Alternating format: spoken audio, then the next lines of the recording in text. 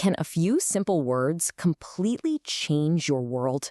Before we dive in, please follow the channel, like this video, share it with someone who'd enjoy it, and save it if you love stories like this. It really helps this page grow and lets me keep creating more for you.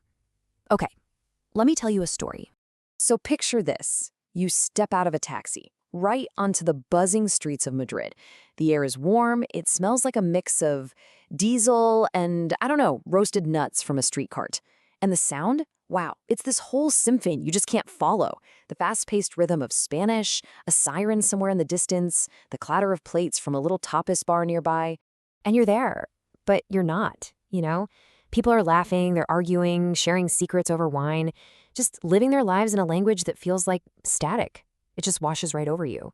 You really do feel like a ghost, just silently moving through a city that is absolutely bursting with life.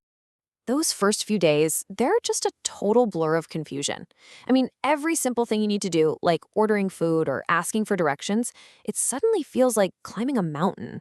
You're just trying to find your way, ask one basic question, but the words, they just get stuck. Your mind is just racing, trying to grab onto anything familiar. What? What is this? You're pointing at a menu, your stomach is rumbling, and you're just hoping for any kind of clue in this sea of words you don't recognize. Where is it? You're holding out a map, your finger is kind of hovering over some landmark, and you've got this desperate look in your eyes, just trying to get some help. What's happening? A crowd starts to gather in the plaza, there's some kind of commotion, and you're completely on the outside looking in, just totally lost in all the noise. And then the words finally come. But it's not a question anymore. It's a surrender. No entiendo. I don't understand. And right then, in that moment, the wall between you and this incredible new world, it just feels a mile high. But then, something changes. After hours of studying, of listening, of messing up, you decide you're going to try just one more time. So you walk into this tiny cafe on a cobblestone street. The air is thick with the smell of dark coffee and toasted bread. You take a deep breath, you step up to the counter, and you speak just 4 simple words. Quiero un café, por favor. You say it quietly, it's almost a whisper. It's not perfect at all, your accent is super thick, but the words are yours. And the barista, he's this older guy with a really warm, crinkled smile. He just nods. Once. And it's not with pity, it's with recognition, and then you hear it. The hiss of the espresso machine, the little clink of the ceramic cup. And in that one moment, you're not a ghost anymore. You're a person ordering coffee. You are finally seen. That one tiny victory, it gives you the courage to try again, and then again, and soon single words start turning into phrases.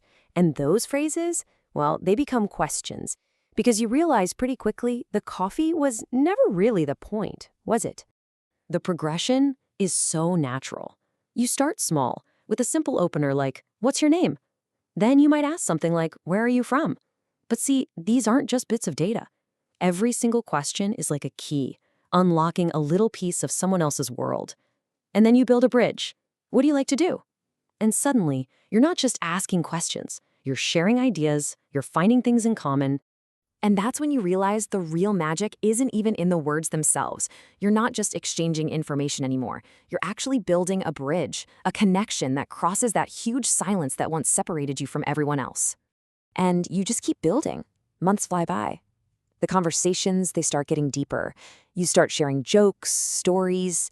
And then one evening, you find yourself sitting with a new friend on a rooftop, just watching the sunset kind of melt over the city. You're looking at this incredible wash of pink and orange across the sky. You hear your friend's easy laugh next to you, and without even thinking about it, you just say, "Me encanta este lugar." I love this place. And the words, they just flow. They're filled with real emotion. You're not translating in your head anymore. You're just feeling. And in that quiet moment that follows, as your friend smiles and nods back at you, this thought just hits you like a ton of bricks. Were you really talking about the beautiful view? Or were you talking about the feeling of sharing that view with someone who actually gets it? And that's the big realization. The entire journey was never about mastering grammar or memorizing vocabulary lists. It wasn't about achieving some kind of perfect fluency. The goal, the whole entire time, was this exact moment. It was connection. The language, that was just the key you needed to finally open the door. So the real question is, what world will you unlock? If this story made you think or feel something, don't forget to follow for more, like the video, share it with someone who needs to see it, and save it so you can come back anytime. Thanks for being here.